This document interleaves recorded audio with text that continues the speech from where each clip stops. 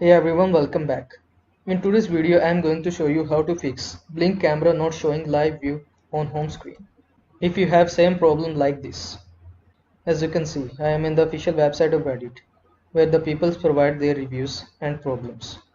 Like the problem is that I had two of the original generation cams. Now for some reasons, the home screen does not show a live view of the camera, but just this blink blue screen. The one old camera show an old picture from weeks ago.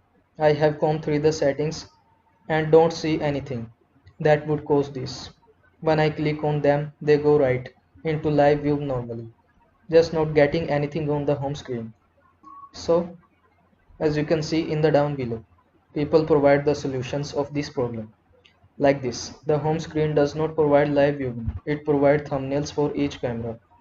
The thumbnail is updated manually. You can update it for each camera by pressing the three dots as you can see and selecting refresh thumbnail. So here you can see the solution. I hope this video was helpful to you. Make sure to like this video and subscribe to my channel for more this type of content. Thanks for watching.